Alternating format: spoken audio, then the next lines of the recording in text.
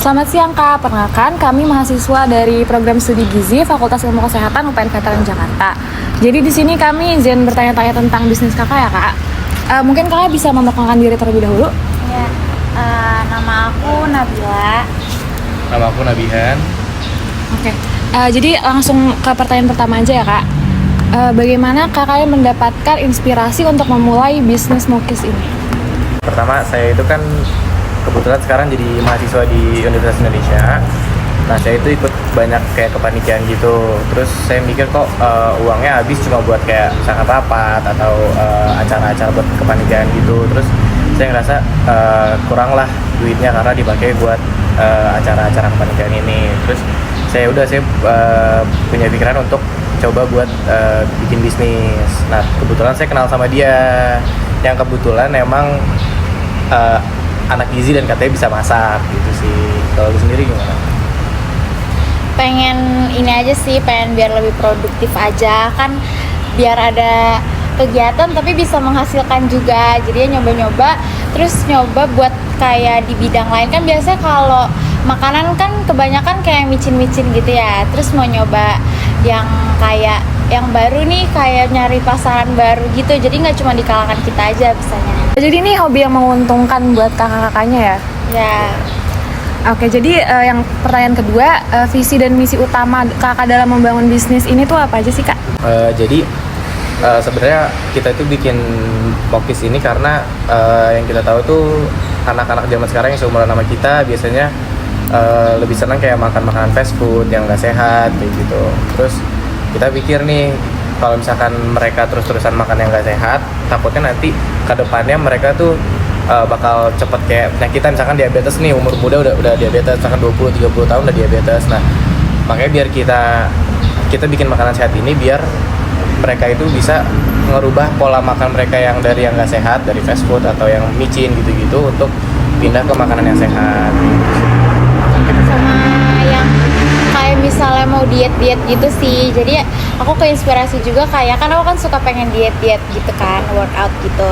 Jadi kayak kalau pengen ngemil kan biasanya kalau lagi diet kan suka mikirin gitu ya, makannya gimana nih, ntar gede nih gulanya atau kalorinya. Jadi kalau ngemil ini itu nggak buat kalorinya tuh kecil, terus nggak buat gendut juga karena kan bahan-bahannya juga aman gitu. Nah kan kakak ini bisnisnya makanan rendah gula ya Kak, cookies rendah gula. Gimana sih cara kakak memastikan bahwa cookies kakak ini benar-benar bebas gula?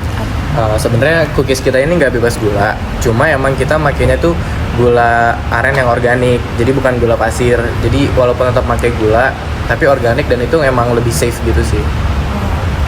Nah, tantangan terbesar kakak dalam membangun bisnis ini tuh apa sih Kak? Lebih ke ini sih, cari marketnya susah. Terus kamu?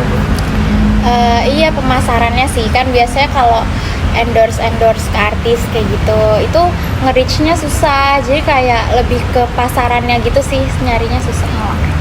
Berarti sekarang ini kakak menjual produk kakak di mana? Di sosial media kah atau ada tempat khususnya? Jadi kalau buat tempat jualnya itu kita dari sosmed, dari Instagram, terus juga ada dari Shopee, TikTok Shop, sama kita juga B2B atau business to business. Jadi kita kayak nitip di coffee shop, terus juga dari sellernya gitu sih. Oh gitu ya. Jadi mungkin itu aja pertanyaan-pertanyaan dari kita. Makasih banyak ya Kak buat waktunya. Selamat siang, perkenalkan saya Atira. Saya Naya. Dan kami dari UPN Veteran Jakarta, jurusan Gizi, Fakultas Ilmu Kesehatan. Jadi di sini kami mau memberikan sedikit pemaparan materi mengenai pembangunan ekonomi. Nah, sebelumnya kita mau kalian untuk ngisi pretest dulu, yang linknya nanti akan kita kasih melalui Line.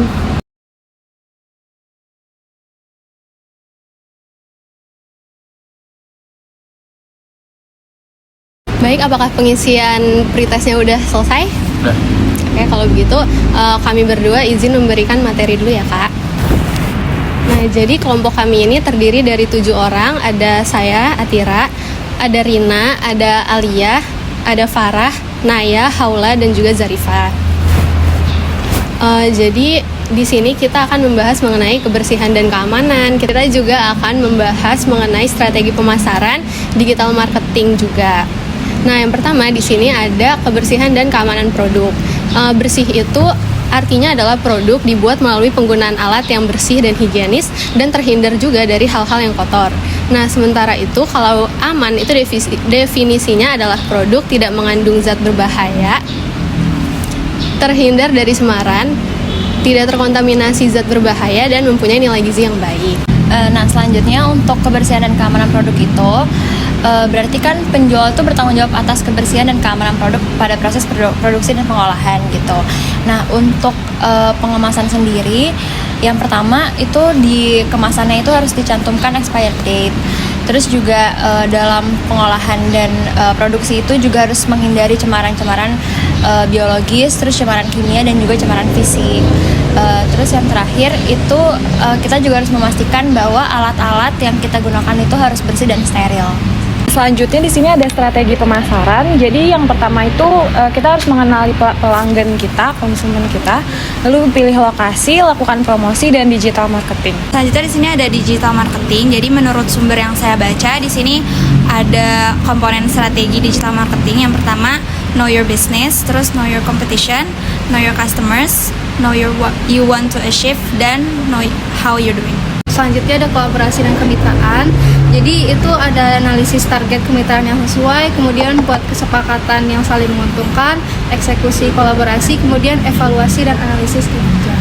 Selanjutnya saya akan menjelaskan bagaimana cara membuat packaging yang baik. Di sini bisa dilihat dulu leafletnya.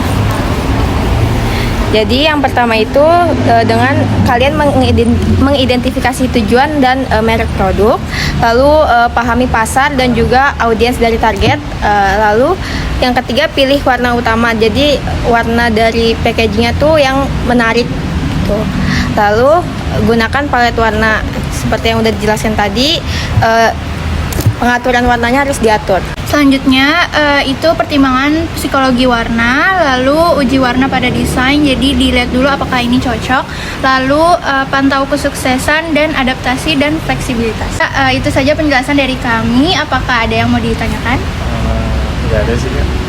Baik, kalau tidak ada pertanyaan, saya akan memberikan link post test di line. Baik Kak, terima kasih telah bersedia kami wawancarai dan diberikan penjelasan mengenai ekonomi pembangunan.